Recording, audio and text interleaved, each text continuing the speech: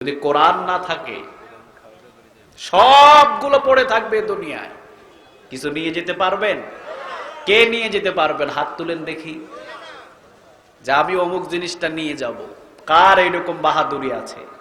সবগুলো পড়ে থাকে দুনিয়ায়, শুধু খালি হাত নিয়ে দুনিয়া থেকে বিদায় নিতে হয়, ঠিক কিনা? সবই আমরা দেখি, সবই আমরা বুঝি, বুঝেও না বোঝার ভান করে বসে থাকি। আল্লাহ তুমি আমাদের সবাইকে কবুল করো। আরো জোরে বলেন আমিন। কোরআনের সাথে সম্পর্ক যার হয় সে কখনো দুনিয়া লোভী হয় না, সে আখিরাত লোভী হয়, ঠিক কিনা? একজন সাহাবী বিশ্ব নবীজির সাথে আসলেন, লুঙ্গিটা খুব ছিঁড়া ছিল সাহাবীটা। বিশ্ব নবীজির সামনে আসছেন, ঘোরাঘুরি করছেন, পরনে কাপড়টাও ছিঁড়া। বিশ্ব নবীজি বললেন তুমি কোথায় থেকে আসলা? তিনি বললেন আমি অন্য দেশ থেকে এসেছি। ঘর বাড়ি কই? তিনি বললেন গুহায় আশ্রয় নিয়েছি। আলহামদুলিল্লাহ বলেন। কোন দিন আসলাম? সাহাবী বললেন কালিমা পড়লাম, আমার বাবা আমার মা আমাকে ঘর থেকে বাহির করে দিয়েছে, নিজের বিবি নিজের সন্তান নিয়ে এই মদিনাতে স্থান নিয়েছি। খাবার খাই আর না খাই, সম্পদ থাক আর না থাক, আমি যে রাসূলের পিছনে নামাজ পড়তে পারি, এইটার চাইতে বড় নিয়ামত আমার কাছে আর কিছু না। আপনি কয়দিন মদিনায় যাওয়ার জন্য আপনি চেষ্টা করেছেন? বয়স তো চলে গেছে ৮০-র উপরে, ঠিক কিনা? কোনো চিন্তা নাই, কোনো ভাবনা নাই। সাহাবী চলে আসলেন সবকিছু ছেড়ে দিয়ে, সাহাবী মদিনায় আছেন। বিশ্ব নবীজি বললেন তুমি আমার কাছে চাও, তুমি আমার কাছে চাও, তুমি যা চাইবা আমি আল্লাহর কাছে দোয়া করে দিব, চাইতে দেরি হবে। আমি বিশ্ব নবী বললে আল্লাহ দিতে দেরি করবে না। রাসূল যদি হাত তুলে, হাত কি আর দেরি হতে পারে? কথা বলেন না কেন? পারে? ২৪ ঘন্টা যার সাথে কালেকশন, আলহামদুলিল্লাহ বলবেন না? সাহাবী বললেন নবী আমার কিছু লাগবে না। চলে গেলেন। সাহাবী আবার আসলেন, আবার বিশ্ব নবীজি বললেন চাও, কি চাইবা চাও? সাহাবী বললেন আমার কিছু লাগবে না। চলে গেলেন। আবার কয়েকদিন পরে আবার আসলেন, বিশ্ব নবীর সাথে দেখা। বিশ্ব নবীজি কাঁধের উপরে হাত দিয়ে পাশে বসালেন। বিশ্ব নবীজি বললেন যা চাইবা আমি আমার আল্লাহকে বলবো, খেজুর বাগান চাইলে খেজুর বাগান দেবে। আমি যদি বিশ্ব নবী বলি উহুদ পাহাড়টাকে স্বর্ণ বানায়া দাও, বলতে দেরি হবে, ১ সেকেন্ডে স্বর্ণ বানায়া দিবে কে? আমি শুধু বলবো আর হয়ে যাবে। চাও। সাহাবী বললেন যদি চাইতেই হয় গো নবী, ও নবী আপনি দোয়া করেন, যদি চাইতেই হয়। এই এত ডিস্টার্ব করো না, আস্তে আস্তে কথা বলো না, ইশারা ইঙ্গিতে কথা বলো। চা দাও, এখানে দিয়ে দাও চা। বিশ্বনবী সাল্লাল্লাহু আলাইহি ওয়াসাল্লাম বললেন যা চাইবা তাই পাইবা।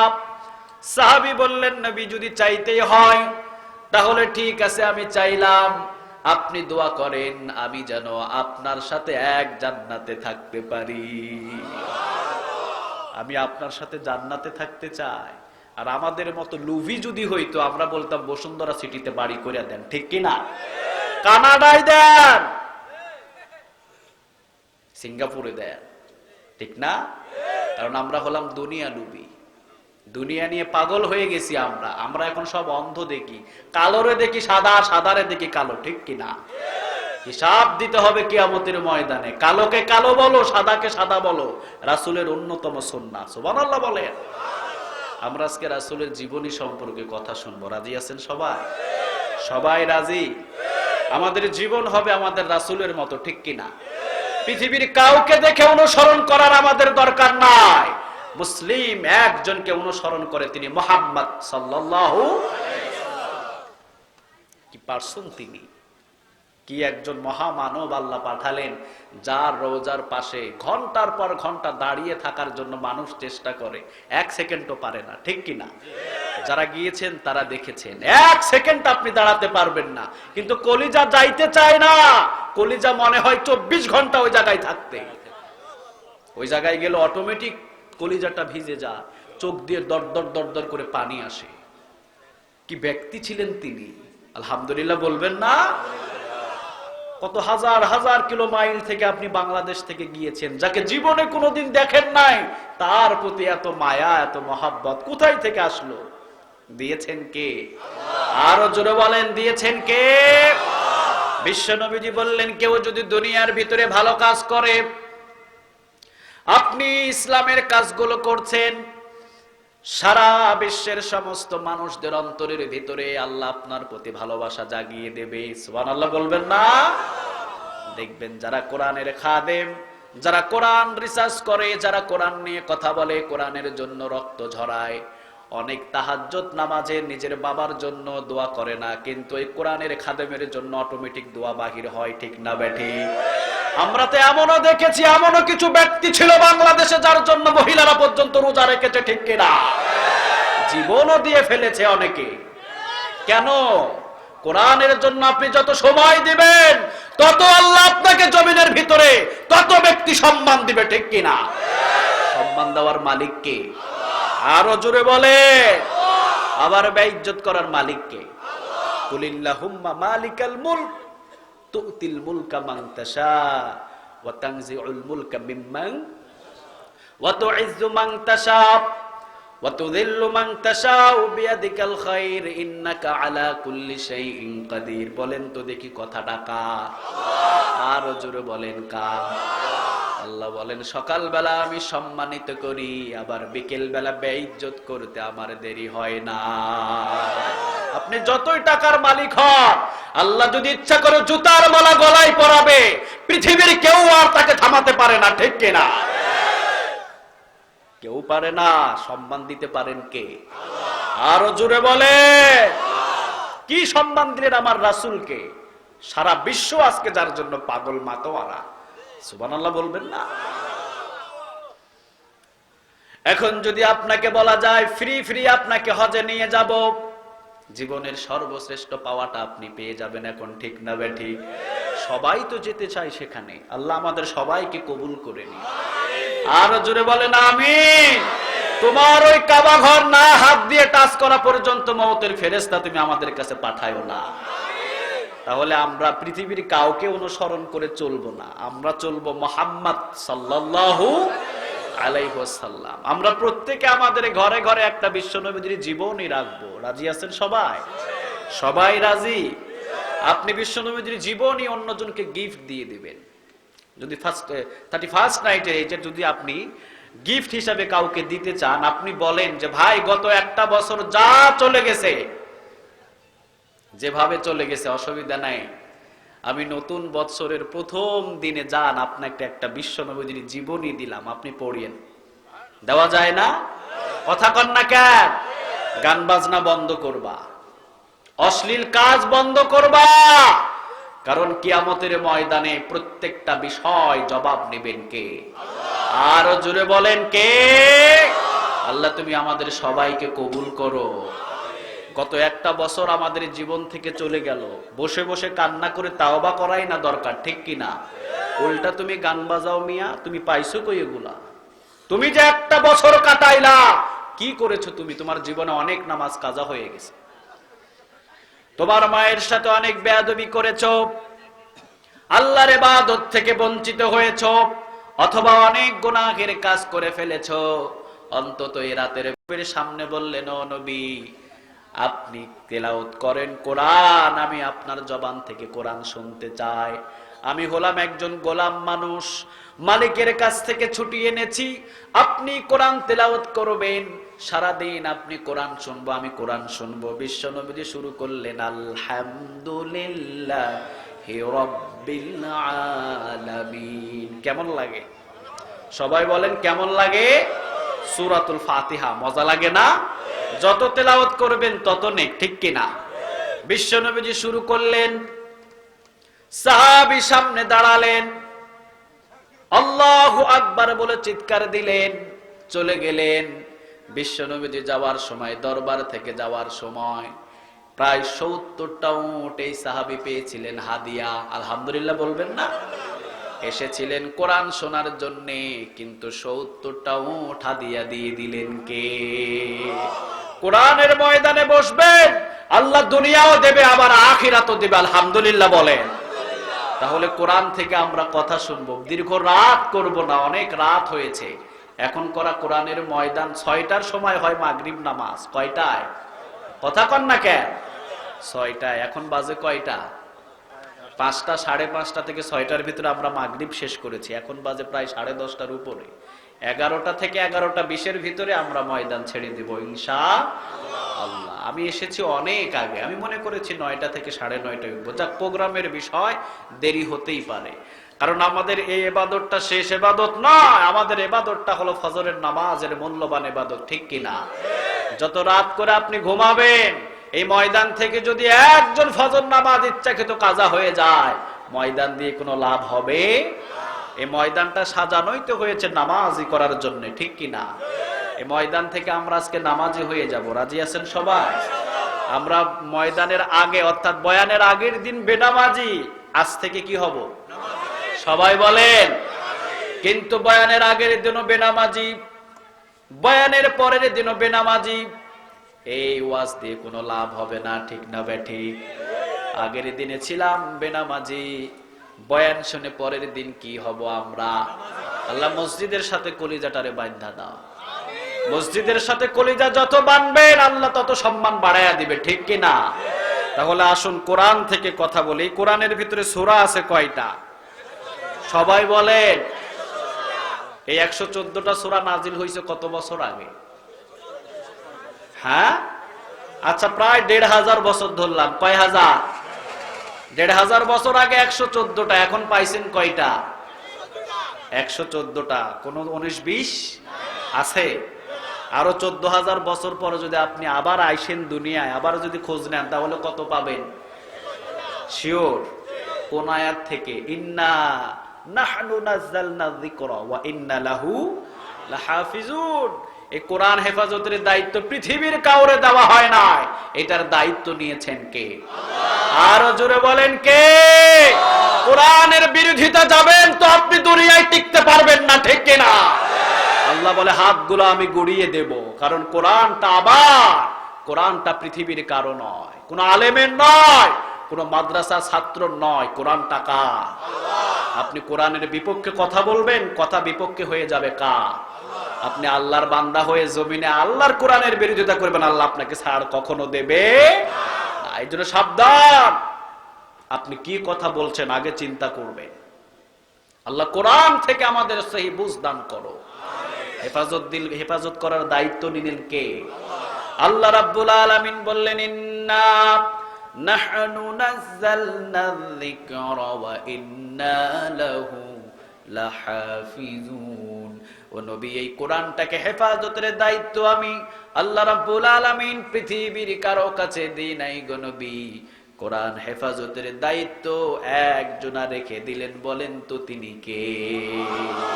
পৃথিবীর সব কিতাব পুড়ে যাবে, জ্বালিয়ে দেওয়া হবে, কোরআনটাকে শেষ করতে পারবেন? কথা বলেন, শেষ করতে পারবেন?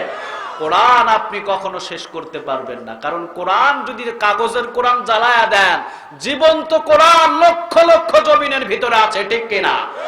কয়টা জ্বালাবেন আপনি? কয়টা জ্বালাবেন? এই যে তাওসিফ, ও কোরআন শিখছে, অলরেডি প্রায় শেষের পথে, কোরআনের হাফেজ হচ্ছে, আলহামদুলিল্লাহ বলে। কোরআনটা সহজ একটা কিতাব, আপনি নিজেও তেলাওয়াত করে নিজেও মুখস্থ করতে পারেন, পারবেন না? কথা কন না কেন? নিজেও পারবেন। সহজ কিতাব, আল্লাহ বলছেন হেফাজত করব, মানুষের কলবের ভিতরে আমি ঢেলে দিব, আলহামদুলিল্লাহ। দেখেন 7 বছরের শিশু কোরআন মুখস্থ করে ফেলে, সুবহানাল্লাহ বলেন। আল্লাহ রাব্বুল আলামিন বললেন, খবরদার, কোরআনকে শেষ করার জন্য কেউ আসবে না, যে আসবে তাকে শেষ করে দিবে কে? আবু জেহেল আসলেন, অনেক শক্তিশালী। আপনি আবু জেহেল রে কি মনে করেন? আপনার চাইতে বড় পণ্ডিত ছিল আবু জেহেল। আপনি কি মনে করেন 1 মাস আগে উট যদি মরুভূমিতে পায়খানা করছে, ও দেখলে বলে দিয়েছে আবু জেহেল এটা 1 মাসের পায়খানা? কি মনে করেন কত বড় পণ্ডিত? ওর জ্ঞান কি কম ছিল নাকি? আপনার চাইতে বেশি জ্ঞান। ও রাস্তা দিয়ে উট গেলে বলে দিতে পারতো এই রাস্তা দিয়ে সাদা উট হাঁটছে না লাল উট হাঁটছে, পা দেখে। ওই ব্যক্তি কোরআন না মানার কারণে দুনিয়া থেকে শেষ করে দিলেন কে? আল্লাহ। আরো জোরে বলেন। ইন্টারন্যাশনাল পায়খানা। হাজী সাহেবেরা গেলে পেটের ব্যথা ওঠে। যদি প্রশ্ন করা হয় পেটের ব্যথা কেন ব্যথা জানি না, পুলিশ বলে তাড়াতাড়ি ইন্টারন্যাশনালে পায়খানা করো, সব ভালো হয়ে যাবে। সবাই গিয়ে পায়খানা করে আসে, ঠিক না বেঠিক? অনেক হাজিও যায়। ওই জায়গায় যাওয়ার পরে বলে আবু জেহেলের বাড়ি কোনটা? অনেকেই বলে আবু জেহেলের বাড়ি কই। অনেক হাজিগুলো বলে আবু জেহেলের বাড়ি কই।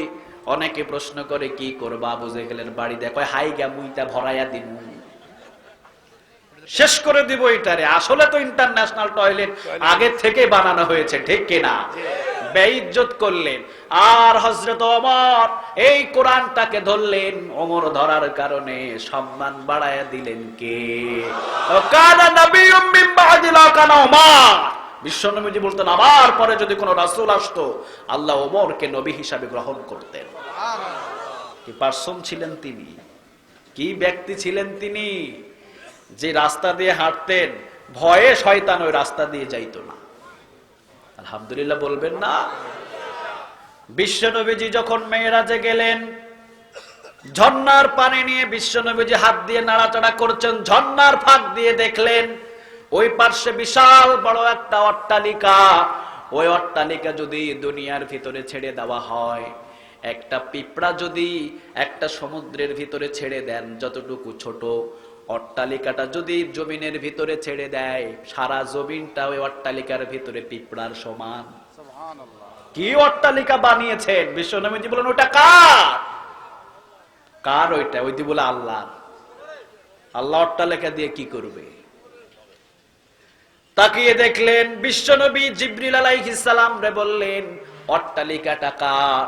জিবরিল বললেন যেই দিন ওমর কালিমা পড়েছে, মক্কার চত্বরে যেই দিন তাকবীর দিয়েছে, আল্লাহ খুশি হয়ে ওমরের জন্য ওই অট্টালিকা বানিয়ে দিয়েছে। এই কোরআনটাকে আপনি সম্মান করবেন, আল্লাহ সম্মানিত করবে, ঠিক কিনা? ইন্নাহু লাকুরআনুন কারীম।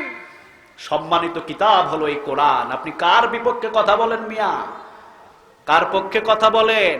সাবধান হন, জবানটা তালা লাগান, চিন্তা ভাবনা করেন। কালোরে কালো বলেন, সাদারে সাদা বলেন, এছাড়া কিয়ামতের ময়দানে 1 ইঞ্চি নড়ার ক্ষমতা থাকবে না। আপনি সম্পর্ক রাখতে গিয়া কোরআনের বিরোধিতা করা শুরু করেছেন, খবরদার। এই সম্পর্ক সারা জীবন থাকে না। আপনার সাদা কাফন পরতে দেরি, আপনাকে ভুলে যাইতে কেউ দেরি করবে না, ঠিক কি না? আমাদের আপন কে? আরো জোরে বলেন, আপন কে? কোরআন যতদিন আপনার কাছে আছে ততদিন আপনার সাথে থাকবেন কে? কোরআন আপনার সাথে নাই তো আল্লাহ আপনার সাথে নাই, ঠিক কিনা? এই জন্য আমরা সব সময় বুঝে শুনে কথা বলবো। আল্লাহ তুমি কবুল করো। ইন্নাহু লাকুরআনুন কারীম। এই কোরআনটা হলো সম্মানিত কিতাব। যখনই আপনি টাচ করবেন আপনার সম্মান মর্যাদা বাড়াবেন কে? আবু বকর এই কোরআনটাকে টাচ করলেন, আবু বকরের সম্মানটা বাড়িয়ে দিলেন কে? আরো জোরে বলেন কে? বিশ্বনবীজি হযরত আয়েশা রাদিয়াল্লাহু তাআলা আনহার সাথে বসা। বিশ্বনবীর সাথে আয়েশা বললেন ও নবী আকাশের তারকা গণবো, একটু আসেন। বিশ্বনবীজি বললেন আয়েশা সব গুনতে পারবা, আকাশের তারকা গনে তুমি শেষ করতে পারবা না, ঠিক না বেঠিক? আপনি পারবেন? কথা কন না কেন? আপনার পক্ষে সম্ভব? কিন্তু বিশ্বনবীজি বললেন আকাশে অসংখ্য তারকা আল্লাহ বানিয়েছে, ওই অসংখ্য তারকার চাইতে আমি যদি বলি তুমি একজন সাহাবীর নেক গণনা করতে, আকাশের তারকা যদিও তুমি গণনা করে শেষ করতে পারবা, আমার একটা সাহাবীর নেক আয়েশা তুমি গণে শেষ করতে পারবা না। আয়েশা মনে করলেন আমার বাবার নাম আসবে। আয়েশার বাবার নাম হলেন আবু বকর সিদ্দিক রাদিয়াল্লাহু তাআলা আনহু। চিন্তা করলেন নিশ্চয় আমার বাবার নাম আসবে। আয়েশা বললেন কে ওই সাহাবী? বিশ্বনবী বললেন ওমর। সুবহানাল্লাহ বলবেন না? রাগান্বিত হলেন, মনটাকে গোমড়া করলেন। বাবার প্রশংসা হয় নাই। বাবার প্রশংসা না হলে সব মেয়েদের মনটা একটু খারাপই থাকে, ঠিক না বেঠিক? মনটা নারাজ করলেন। বিশ্বনবী বললেন, নারাজ করো না, তোমার বাবার প্রশংসা করি নাই, তোমার বাবার জন্য গুণগান গাই নাই। আয়েশা মনে করেছো মনে হয় তোমার বাবা আমলের দিক দিয়ে অনেক ছোট না, তোমার বাবার জিন্দেগির সব আমল তো চিন্তা ভাবনা করার প্রয়োজন নাই। একদিনের যদি নেক আমল এক পাল্লায় দেওয়া হয়, কয় দিনের? আরো জোরে বলেন, কয় দিনের? যেই দিন আমি বিশ্বনবী হিজরতের সময় তোমার বাবার কপাটে একটা টোকা দিয়েছিলাম, টোকাটা তোমার বাবার কপাটে পড়ে নাই, ওই টোকাটা পড়েছিল আবু বকরের পিঠের উপরে। 6 মাস আগে বলেছিলাম আবু বকর যদি যাই তোমাকে বন্ধু হিসাবে নেব। আলহামদুলিল্লাহ, কেমনে পাইলাম? 6 মাস পরে টোকা দিলাম, টোকাটা তোমার বাবার পিঠের উপরে পড়েছে, তোমার বাবা বিছানায় পিঠ লাগাই নাই। কি ভালোবাসা! সুবহানাল্লাহ বলবেন না? দরজা খুলে গেল, সব কিছু নিয়ে রেডি। আমি বললাম কখন রেডি হইলা? আবু বকর বললেন 6 মাস আগে বস্তাটা আমি বানছি। আলহামদুলিল্লাহ বলবেন না? আমি বিছানায় পিঠ লাগাই নাই, আপনি ডাকবেন আবু বকর বিছানায় ঘুমিয়ে থাকবে, এটা তো হতে পারে না। আপনি কোথায় আর আবু বকর কোথায়? আপনার পায়ের ধুলি যদি আবু বকর সইতে পারে, আবু বকরের জীবন ধন্য হয়ে যায়। আপনার পায়ের ধুলি সমতুল্য আবু বকরের কোনো সম্মান নাই, ঠিক কিনা? আবার সাহাবী আবু বকরের সম্মান কি রকম? আবু বকর যদি ঘোড়ার উপরে ওঠে, ওই ঘোড়ার পায়ের ধুলি যতগুলো ওড়ে, ওই ধুলি যদি এক পাল্লাই দেন, আর আমাদের মতো সব আলেম ওলামা সব ব্যক্তির নেক আমল এক পাল্লাই দিলে আবু বকরের ঘোড়ার পায়ের ধুলির আমলটাই বেশি হয়ে যাবে, ওটার সম্মান আল্লাহর কাছে বেশি হয়ে যাবে। এমনি এমনি এত সম্মানিত হয় নাই, ঠিক কিনা? কোরআন তাকে মেনেছে, এই জন্য সম্মানিত করেছে কে? আরো জোরে বলেন। বিশ্ব নবীজি বললেন তাড়াতাড়ি আসো। আবু বকর চলে গেলেন। ফজরের নামাজের সময় হলো, সামনে থেকে সবাইকে চেনা যায়। বিশ্ব নবীজি বললেন চলো এই গুহায় যায়। লম্বা ঘটনা। গুহার ভিতরে ঢুকলেন। বিশ্ব নবীজি বললেন আবু বকর ক্লান্ত শরীর, আমি একটু তোমার অরুর উপরে মাথা দিয়ে ঘুমাতে চাই। সারা জাহান আল্লাহর পরে যার সম্মানের স্থান, তার মাথা হলো আবু বকরের হাঁটুর উপরে। সুবহানাল্লাহ বলবেন না? আল্লাহর খুব ভালো লেগেছে এই দৃশ্যটা। যতটুকু সময় আমার রাসূল এই মাথা রেখেছিলেন আবু বকরের অরুর উপরে, ততটুকু সময় ফেরেশতারা নেক লিখেছে। এতগুলো নেক লিখেছে আবু বকরের জন্য। বিশ্ব নবীজি বললেন যতটুকু সময় আমার মাথা ছিল আবু বকরের উরুর উপরে, এত ফেরেশতা নেক লিখেছে আবু বকরের জন্য। ওই নেকটা যদি এক পাল্লাই দিয়ে দাও, আর ওমর সহ পৃথিবীর সব মুসলমানের নেক আর এক পাল্লাই দিয়ে দাও, আবু বকরের ওই সময়ের নেকের ওজন বেশি হয়ে যাবে। কি মনে করছেন আপনি কোরআনটারে? কি মনে করছেন? আল্লাহ তুমি আমাদের সবাইকে কোরআনের খাদেম হিসাবে কবুল করো। আরো জোরে বলেন আমিন। ছোট্ট একটা কিতাব, আপনি জায়গায় আছেন, যদি এটাকে একটা আয়াত অস্বীকার করেন, আপনি হাজার ধনী মানুষ হতে পারেন, আপনার 4 আনা কোনো পয়সা নাই, ঠিক কিনা? 4 আনা কোনো মূল্য না আল্লাহর কাছে। কিন্তু কোরআনটাকে যদি আপনি বুকে ধরে রাখতে পারেন, আপনি হতে পারেন রিকশা চালক, কিন্তু আল্লাহ আপনাকে সম্মান কম দিবে না বেশি দিবে? সুবহানাল্লাহ বলবেন না? এই জন্য আল্লাহ রাব্বুল আলামিন বললেন ইন্নাহু লাকুরআনুন কারীম। সম্মানিত কিতাবটাকে যখন আপনি টাচ করবেন, আপনার সম্মান বাড়ায় দিবে কে? আরো জোরে বলেন কে? বলেন তো দেখি। আমরা যখন যাই ঘরের ভিতরে সোফার উপরে বসি, আমরা যখন খাটের উপরে বসি, সব সময় তো লাথি লাগে। কোনো সালাম আছে? সালাম করেন? খাটের উপরে যে ঘুমান, কোনোদিন সালাম করছেন? কথা কর না কেন? হাজার হাজার টাকা দিয়ে আপনি খাট কিনেছেন, কোনোদিন সালাম নাই। কিন্তু আপনি সাধারণ 30 টাকা দিয়ে একটা রেহেল কিনে এনে কোরআনটা যখন ওই রেহেলের উপরে রাখেন, বলেও যদি লাথি লেগে যায়, কি করেন? কথা কর না কেন? শুধু সালাম করেন না, চুমাও খান, ঠিক না বে ঠিক? কেন? হাজার হাজার টাকা দিয়ে আপনি সোফা সেট বানিয়েছেন, খাট বানিয়েছেন, ওইটাও তো কাঠের। সালাম করলেন না কেন? মাত্র 30 টাকার রেহেলকে সালাম করলেন কেন? সালাম তো করলেন এই জন্য, কারণ 24টা ঘন্টা রেহেলের সাথে কোরআন জড়িত আছে, এই জন্য রেহেলের সম্মান বাড়িয়ে দিয়েছে কে? কোরআনের সাথে আপনার সম্পর্ক হবে, আপনার সম্মান আল্লাহ বাড়িয়ে দিবে, আলহামদুলিল্লাহ। আবার এই কোরআন তেমন একটা কিতাব, যতই শুনি ততই মজা লাগে, ঠিক না বেঠে? আবু নাসর আশরাফি হুজুর তিনি আলোচনা করলেন এক ধরনের মজা, তাওসিফ কোরআন তেলাওয়াত করলেন আরেক ধরনের মজা, ঠিক না বেঠে? যত শুনবেন তত মজা কম না বেশি? বিরক্ত লাগে আপনাদের? কথা কন না কেন? আমাদের কারো বিরক্ত লাগে না। সারা রাত যদি আমাদের এইভাবে কোরআন থেকে শোনা হয় কথা, সারা রাত চলে যাবে, আমরা বিরক্ত হব না, ঠিক কিনা?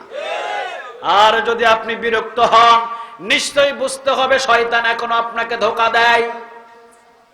নামাজের ভিতরে দাঁড়াইলে দীর্ঘ তেলাওয়াত শুরু করলে অনেকের খাইজানি শুরু হয়, আছে না নাই? আরে ভাই, নামাজের ভিতরে যে তেলাওয়াত হচ্ছে প্রতিটা হরফে 100টা করে নেক পাচ্ছেন। আপনি বসে বসে তেলাওয়াত করলে নেক পাবেন 10টা, নামাজের ভিতরে যদি তেলাওয়াত করেন নেক পাবেন 100টা। 90টা নেক বাড়ায় দিবে কে? আরো জোরে বলেন কে? কোরআন যতই শুনি ততই মজা লাগে।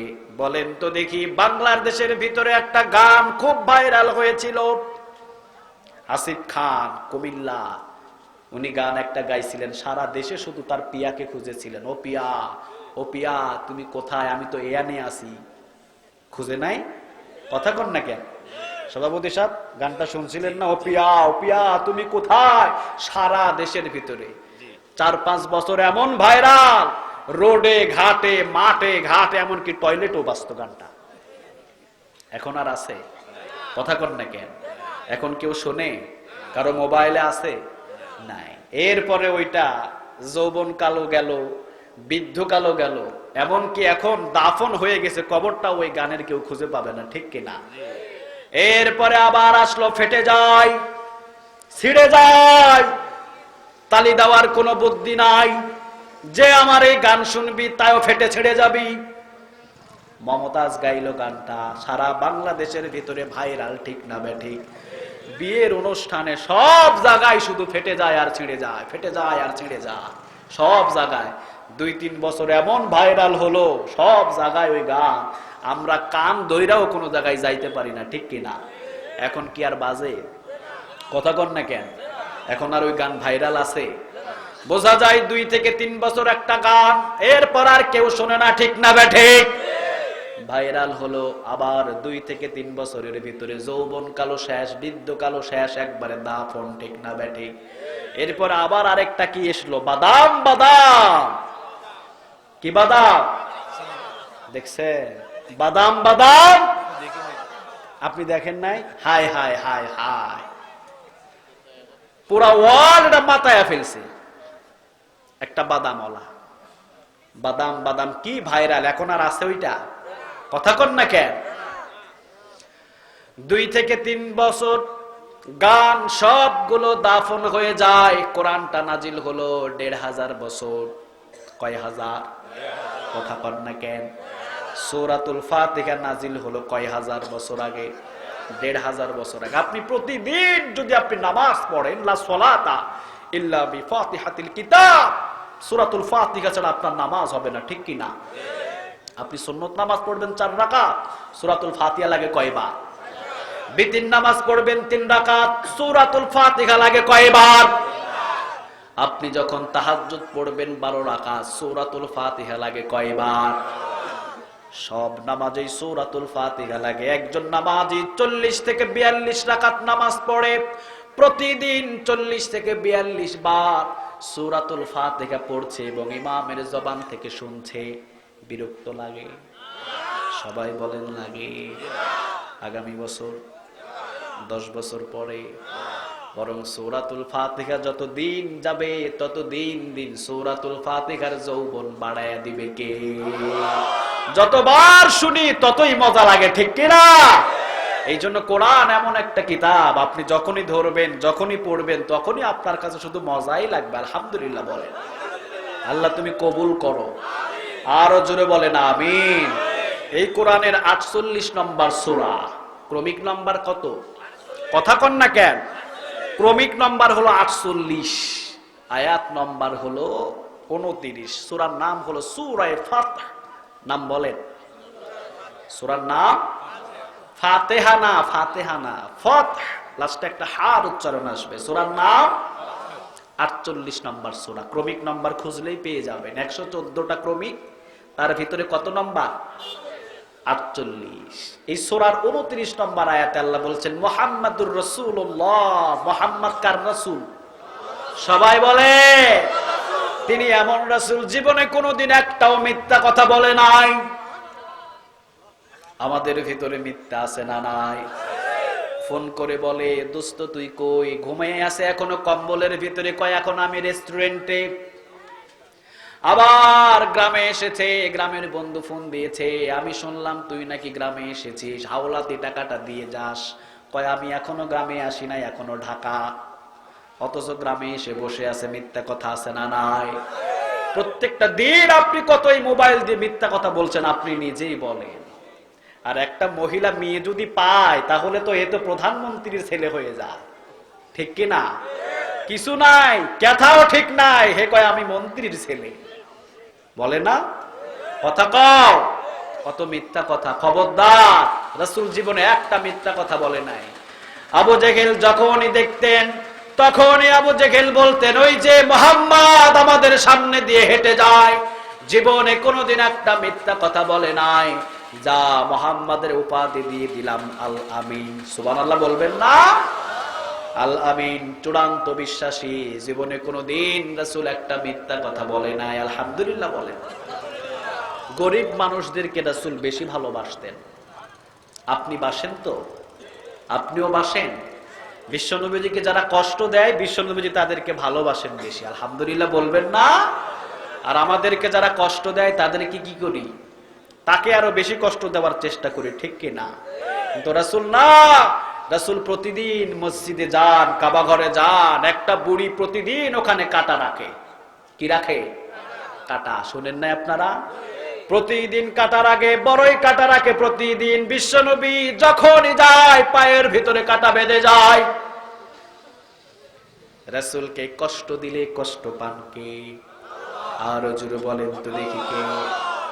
কিন্তু রাসূল কোনোদিন বদদুয়া করেন নাই, এই জন্য আল্লাহ বুড়িকে ধ্বংস করে নাই।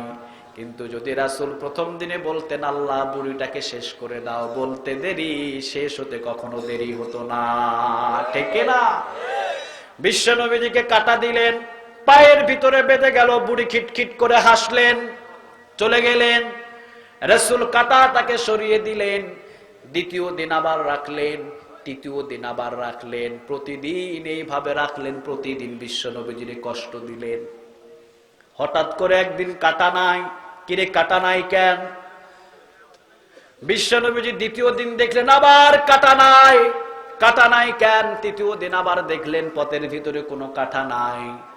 বিশ্বনবীজি খোঁজা শুরু করলেন, খুঁজতে খুঁজতে ঘর পেয়ে গেলেন। ঘরের ভিতরে ঢুকে দেখলেন অনেকগুলো কাপড় জমে আছে। এই কাপড়গুলো না ধুলে দুর্গন্ধ ছড়ায়, নিজ হাতে সব কাপড়গুলো ধুইলেন। সুবহানাল্লাহ বলবেন না? কাকে অনুসরণ করবেন আপনি? কাকে? দেখেন রাসূলের জীবনী। নিজ হাতে সব কাপড়গুলো তিনি ধুইলেন। সব কাপড়গুলো ধোয়ার পর এরপরে বিশ্বনবী সাল্লাল্লাহু আলাইহি ওয়াসাল্লাম দেখলেন ঘরের ভিতরে অনেক কাচড়া। তাকিয়ে দেখে কে আমার ঘরের ভিতরে ঝাড়ু দেয়। বললেন তুমি কে? কে তুমি আমার ঘরের ভিতরে? বিশ্বনবীজি বললেন মা, যেই দিন পর্যন্ত যাকে কাটা দিয়ে কষ্ট দিয়েছেন ওই এতিম মুহাম্মদ আপনার ঘরে হাজির হয়েছে। কষ্ট দিয়েছেন আপনি, আর আপনার ঘরে খেদমতের জন্য আমি হাজির হয়েছি। আলহামদুলিল্লাহ বলে। বৃদ্ধা মহিলা বলল প্রতিশোধ নেওয়ার জন্য এসেছো নাকি? প্রতিশোধ নিবা? ঠিক আছে, প্রতিশোধ নাও। এখন তো আমি অসুস্থ, মারধর করলেও আমি কিছু বলতে পারবো না। বিশ্বনবীজি বললেন খবরদার মা, আপনি এমন কথা বলবেন না। আপনি যদি আমার পেটের ভিতরে ছুরিটাও ঢুকিয়ে দিতেন আমি মুহাম্মদ আপনাকে বড় দোয়া দিতাম না। আর আপনি তো একটা কাঁটা দিয়েছেন শুধু, যদি একটা ছুরিও ঢুকিয়ে দিতেন আমি মুহাম্মদ আপনাকে বরদোয়া দিতাম না। আলহামদুলিল্লাহ বলেন। বৃদ্ধা মহিলা বললে, কেন এসেছো আমার বাড়ি?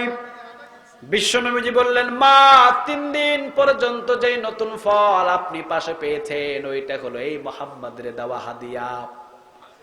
আপনার যত কাপড় চোপড় সব ছিল সবগুলোই তো আমি ধুয়ে দিয়েছি। প্রতিদিন আসি মা আপনাকে দেখার জন্যে, প্রতিশোধ নেওয়ার জন্য নয়। বৃদ্ধা মহিলা বললেন, যেই মুহাম্মাদকে সারা জীবন কষ্ট দিলাম ওই মুহাম্মাদ আমি অসুস্থর সময় আমার পাশে দাঁড়িয়েছে, ওই মুহাম্মাদের সাথেই তো থাকা দরকার। লা ইলাহা ইল্লাল্লাহু মুহাম্মাদুর রাসূলুল্লাহ সাল্লাল্লাহু। যত কষ্ট দিতেন তাকে তত বেশি ভালোবাসতেন। আলহামদুলিল্লাহ। আমরাও আজ থেকে আমাদেরকে যে যত বেশি কষ্ট দিক আমরা বুকটা পাতিয়ে দিব, ঠিক কিনা?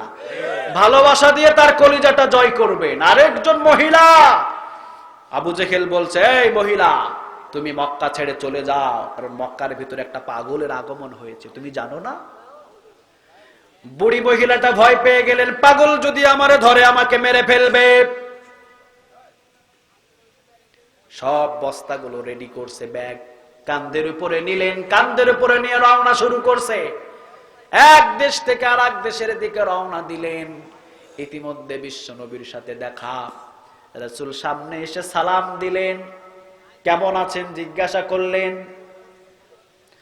মহিলাটা বললেন, বাবা মক্কার ভিতরে নতুন নাকি একটা পাগলের আগমন হয়েছে, মুহাম্মদ নাম, আব্দুল্লাহর ছেলে মুহাম্মদ। আমি তার থেকে দূরে কোথাও চলে যাব, সে যদি ধরে নাকি মানুষকেও পাগল বানাইয়া দেয়। এই জন্য আমি চলে যাব অনেক দূরে। কোথায় যাবেন মা? বৃদ্ধা মহিলা বলল, বাবা মক্কা ছেড়ে অন্য কোন কান্ট্রিতে রওনা দিয়েছি, অনেক বোঝা।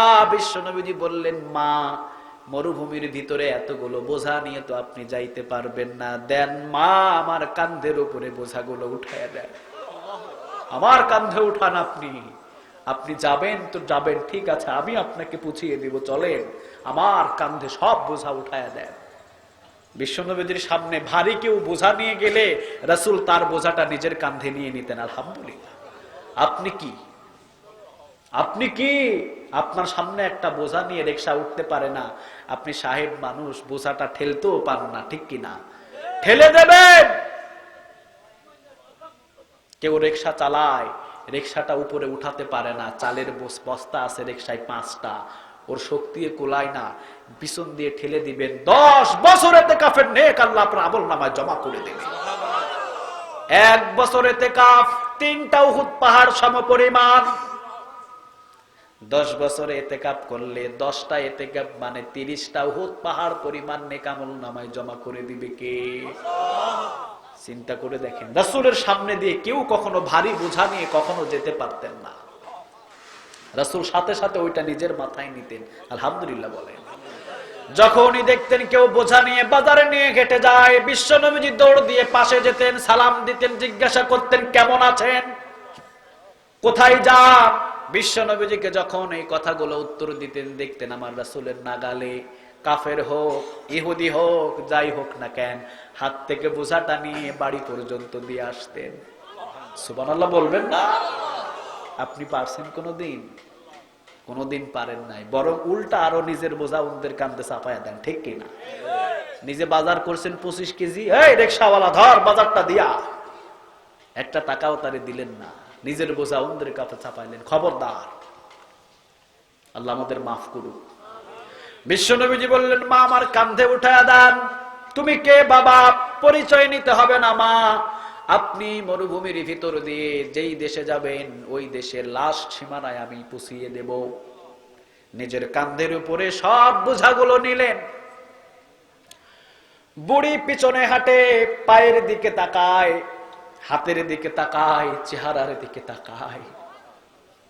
বুড়ি দেখে বলে, এমন মানুষ তো আমি জীবনে কোনোদিন দেখি নাই। কি মহামানব, যার পায়ের মতো এত সুন্দর পা আমি কোনোদিন দেখি নাই।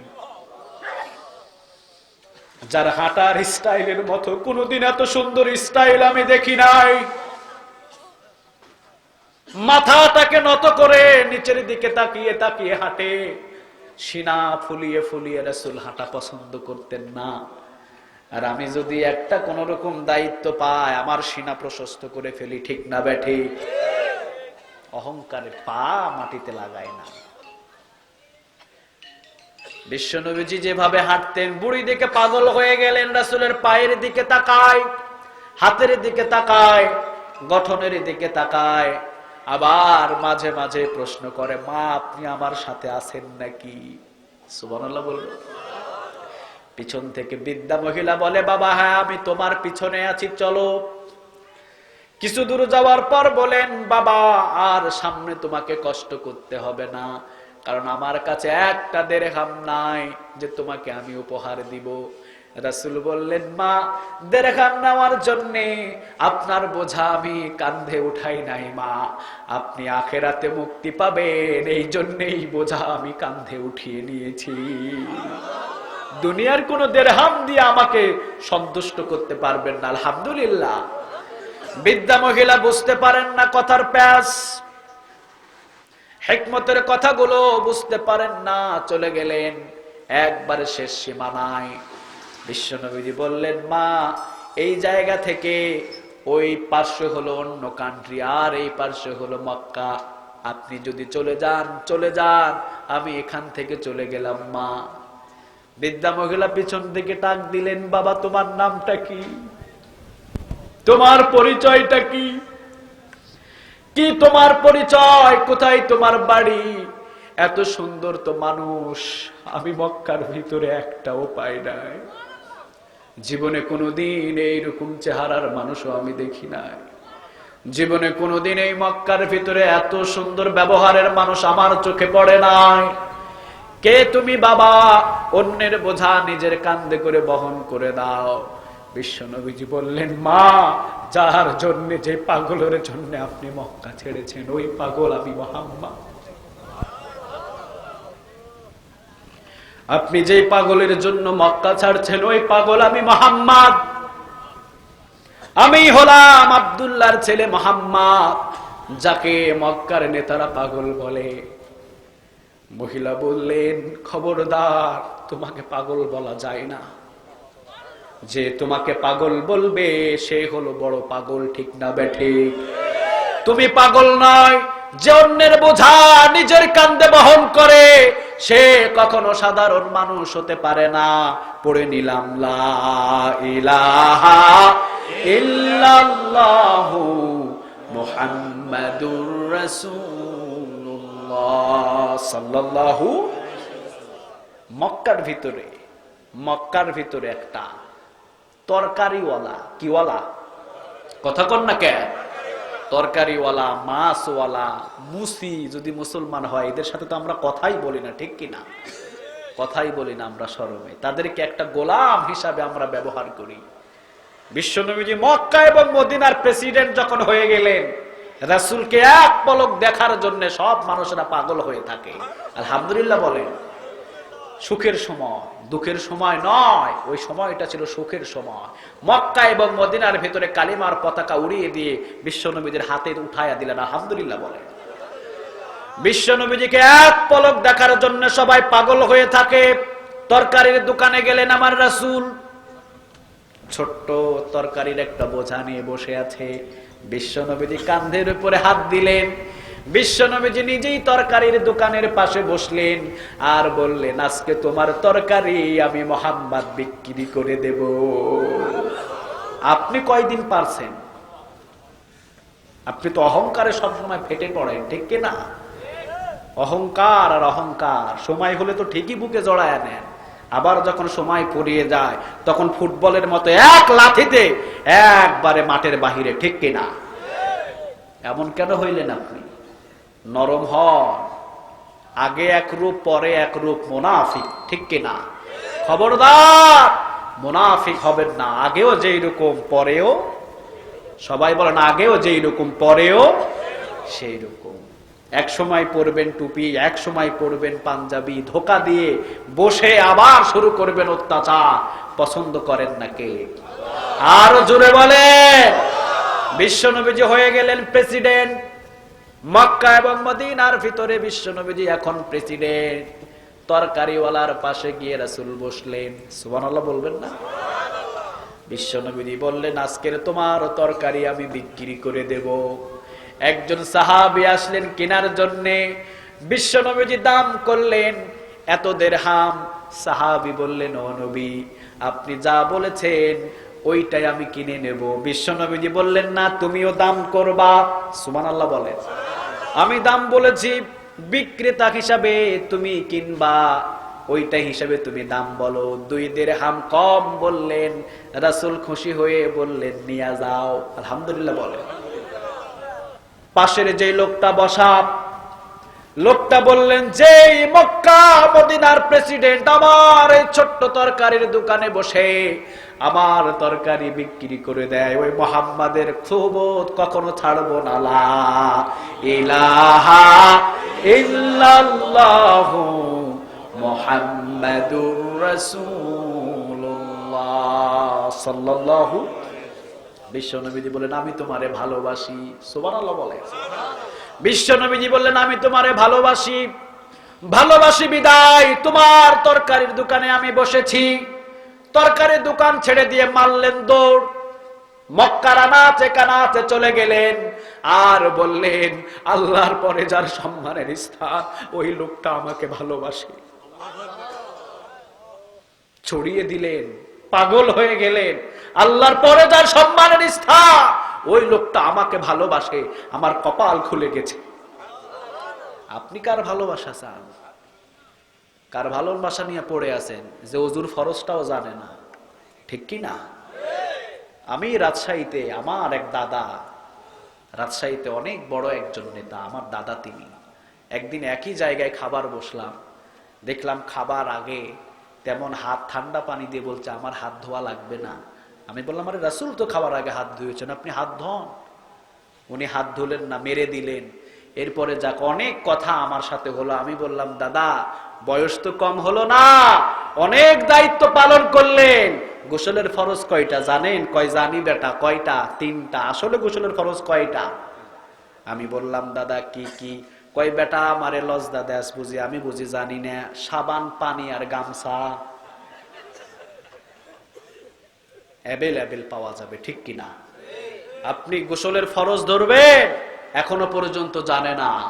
ওযুর ফরজ ধরবেন, জানে না। দোয়ায়ে কুনুত ধরবেন, জানে না। অথচ প্রতিনিধি হয়ে বসে আছে, ঠিক কিনা? আল্লাহ তুমি কবুল করো। আরো জোরে বলেন আমিন।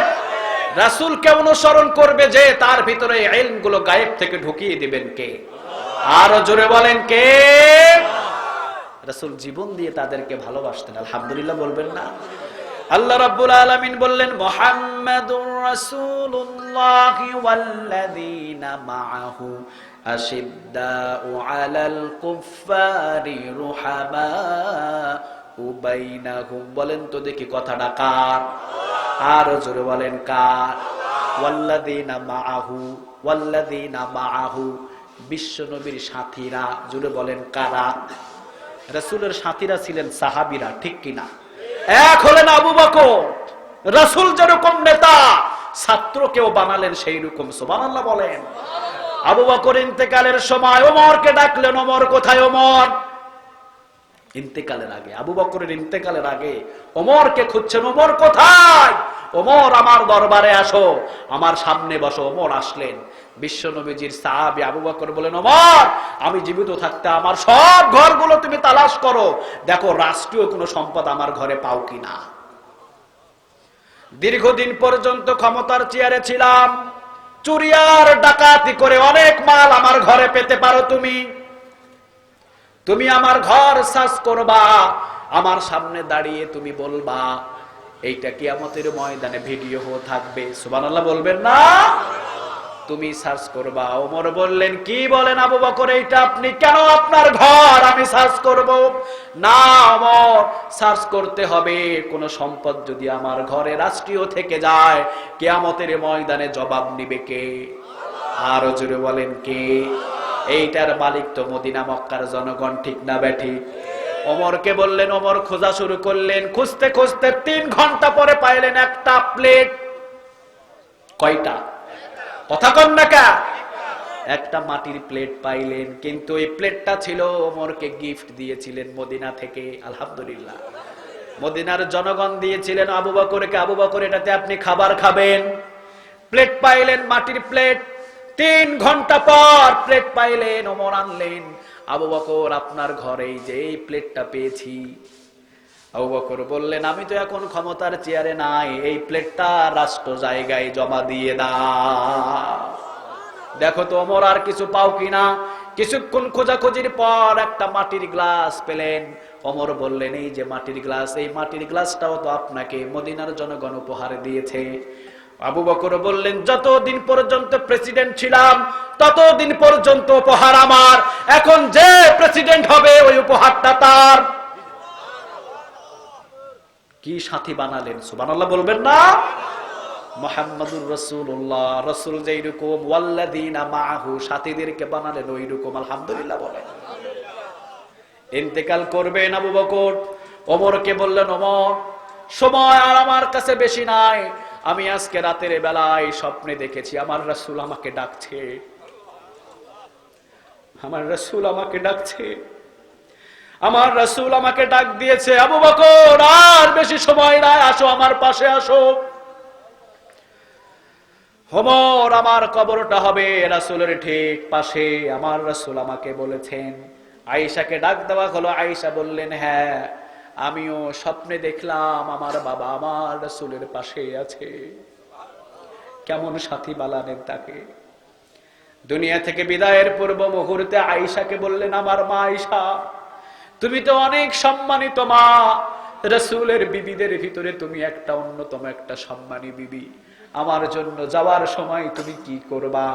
আয়েশা বললেন, বাবা, আপনার কাফনের কাফনটা আমি দেব। আপনার যে 3টা কাফনের টুকরা হবে, আমি আয়েশা ওইটা খরচ বহন করব মেয়ে হিসাবে। আবু বকর বললেন, মা, ওই নতুন কাপড়টা আবু বকরের নামে দান করে দিও, আর পুরাতন কাফনের কাফন থাকলে আবু বকরকে দিয়ে দুনিয়া থেকে বিদায় করে দিও। নতুন কাপড়ের দরকার নাই মা, ওইটা দান করে দিও আবু বকরের নামে। আমি মৃত মানুষ, আমার নতুন কাপড় লাগবে না, পুরাতন একটা কাপড় দিয়ে দিও, আল্লাহ পারলে আমাকে জান্নাতের কাফন দিয়ে দেবে। আলহামদুলিল্লাহ বলবেন না? কি করেছেন তারা, আপনি কোথায় আছেন? সাথী বানালেন আবু বকরকে, আরেকজনকে সাথী বানালেন, নাম হলেন ওমর। ওমরকেও সাথী বানালেন। তিনি এমন ওমর, জীবনে কোনোদিন শরীয়তের দিক থেকে 19 থেকে 20, 20 থেকে 19 কখনো করে নাই। সুবহানাল্লাহ বলবেন না? এক, যেইটা আছে ওইটাই করতে হবে। 80টা বেতের বাড়ি, 79টা হবে না, 80টাই হবে। হুকুমটা কার? আরো জোরে বলেন তো দেখি কার? শরিয়ার যতগুলো হুকুম ওমরের সামনে থেকে 1 ইঞ্চি পরিমাণ কেউ সরাতে পারবে না। আরহামু উম্মতি বি উম্মতি আবু বকর। আবু বকর ছিলেন নরম প্রকৃতির মানুষ। ওয়া আশাদ্দুহুম ফি আমরিল্লাহি ওমর। ওমর ছিলেন এত কঠিন, ওমরের সামনে শয়তানও ভিড়তে পারতো না। ওমর রাদিয়াল্লাহু তাআলা আনহু তিনি কুরবানের বাজারে ঢুকলেন। আমি 12.5 লক্ষ বর্গ মাইলের প্রেসিডেন্ট, আমি ওমর, আমার কোরবানের হাটে অনেক দুর্নীতি হতে পারে, দাও আমার সেই পোশাকটা দাও যেই পোশাক পরলে ওমরকে আর কেউ চিনে না।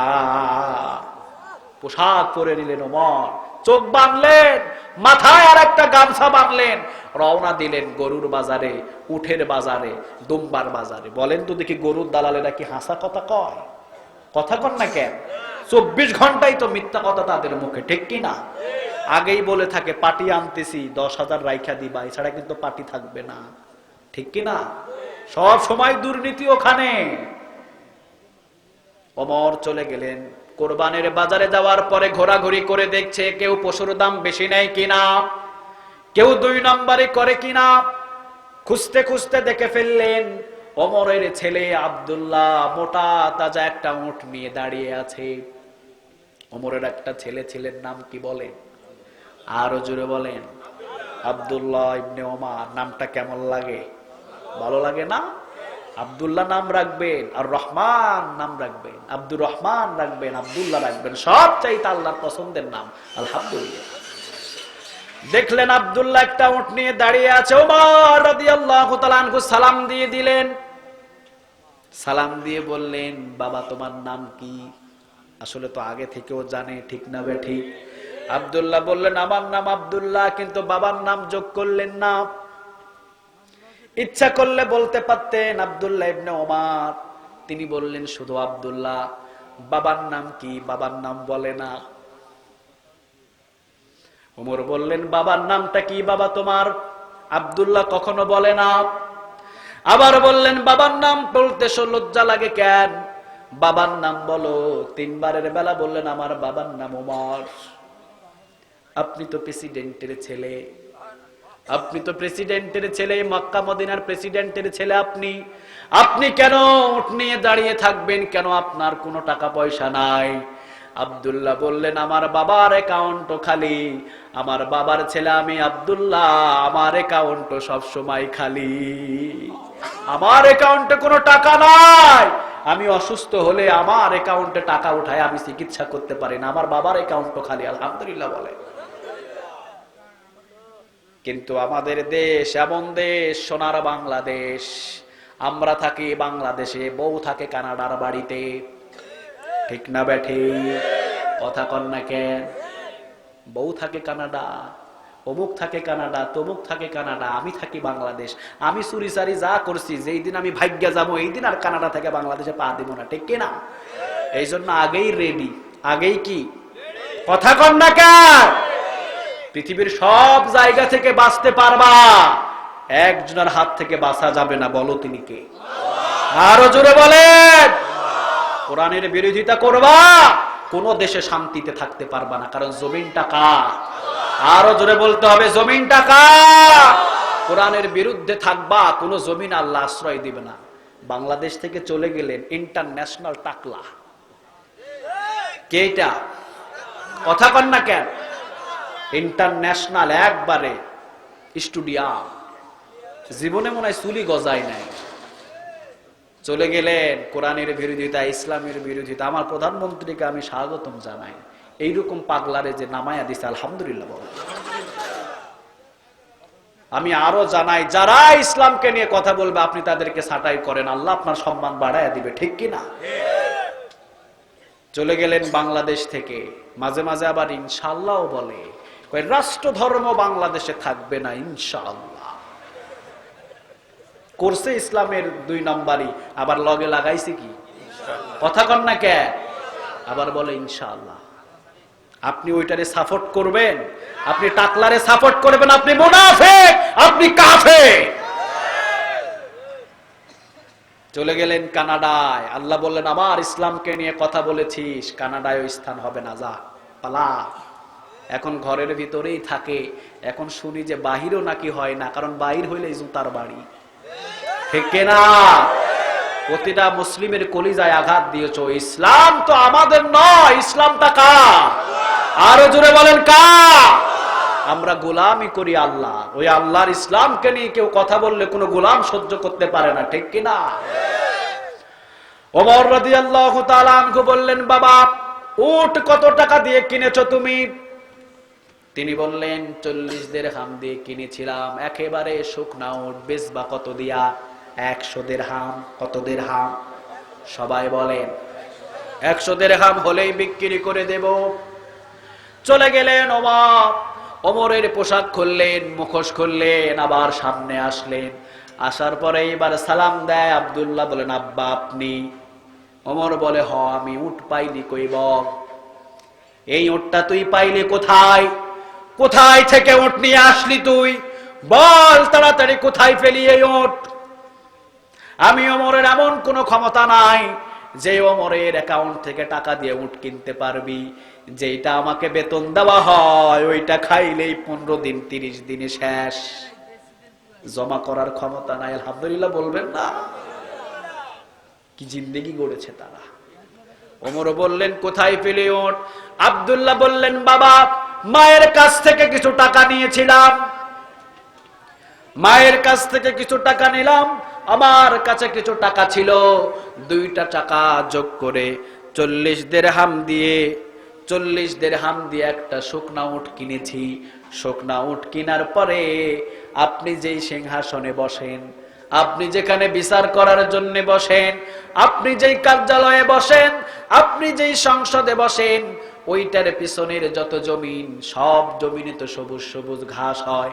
ওই ঘাসটা খাইয়ে উটটাকে মোটা তাজা করেছি, এখন বাজারে এনেছি, 100 দিরহাম দাম এখন মোলাই। ওমর বললেন, সর্বনাশ বাবা, 40 দিরহাম দিয়ে কিনেছিস, 40 দিরহাম রাখবি, বাকি যে 60 দিরহাম ওইটা মদিনার ফাউন্ডে জমা করে দিবি। কারণ যেই জমিনের ঘাস খাইয়ে মোটা তাজা করেছিস, ওই জমিনগুলা সব মালিক মদিনার জনগণ। অন্যের জমিনের ঘাস খাওয়ায় মোটা তাজা করবি, ওই টাকা দিয়া মাল কামাইবি, হবে না, হবে না। সব টাকা ফাউন্ডে জমা দিয়ে দিবি। 40 দিরহাম দিয়ে কিনছিস, ওইটা নিয়ে যাবে। আলহামদুলিল্লাহ বলে মুহাম্মাদুর রাসূলুল্লাহ। রাসূল যেইরকম, ওয়াল্লাযীনা মাআহু, রাসূলের সাথীরাও সেই রকম, ঠিক কি না? আমরাও যদি তাদের সাথে থাকি, আমাদেরকেও কবুল করবে কে? আরো জোরে বলেন কে? আল্লাহ তুমি আমাদের সবাইকে কবুল করো। ওয়া আখির দাওয়ানা আনিল হামদুলিল্লাহি রাব্বিল আলামিন। আমরা মোনাজাতের মাধ্যম দিয়ে এখানে সবাই বিদায় নিব ইনশাআল্লাহ। কেউ কথা বলবে নাকি মোনাজাত করে দিব? প্রবাসী সমাজ সকলের জন্য দোয়া করবেন, অনেকে অসুস্থ আছে, সবার জন্য দোয়া করবেন। আমরা কেউ উঠা বসা না করি, এখনই মনে থাকবে ইনশাআল্লাহ।